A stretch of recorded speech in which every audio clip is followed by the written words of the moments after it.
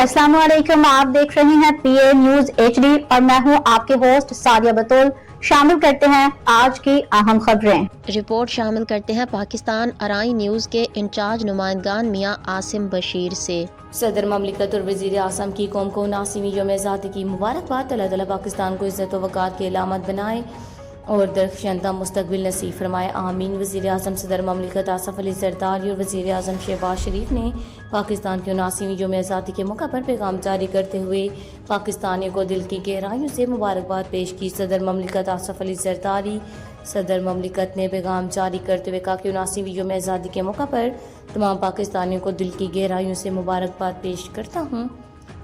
14 अगस्त को इनकी कुर्बानियाँ याद करते हैं जिनकी बदौलत पाकिस्तान का क़याम मुमकिन हुआ। कायद-ए-आज़म आज़ादी के रहनुमाओं और कारकुनों कुर्बानियाँ देने वालों को खराज अक़ीदत पेश करते हैं।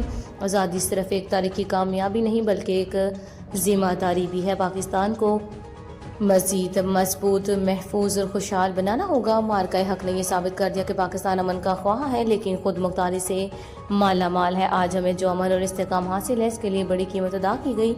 इनकी बहादुर अज़म ने हमारी कौम के तहफ़्फ़ुज़ में अहम किरदार अदा किया। यकीन है तनाज़ात को बुलाकर मुज़ाकरात और सफारतकारी के ज़रिए हल किया जाना चाहिए। हमारी सलामती हमारे पड़ोस और पूरी दुनिया के अमन और इस्तेकाम से जुड़ी हुई है। पाकिस्तान कशीदगी कम करने के लिए साज़गार माहौल पैदा करने की कोशिशें जारी रखेगा। पाकिस्तान की सबसे बड़ी ताकत इसके नौजवान हैं।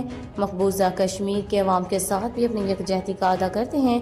तमाम पाकिस्तानियों से अपील करता हूँ कि वो मुल्क की तरक्की में अपना किरदार अदा करें। अल्लाह ताला पाकिस्तान की हिफाजत फरमाए, हमारी अवाम को अमन और खुशहाली अता करे।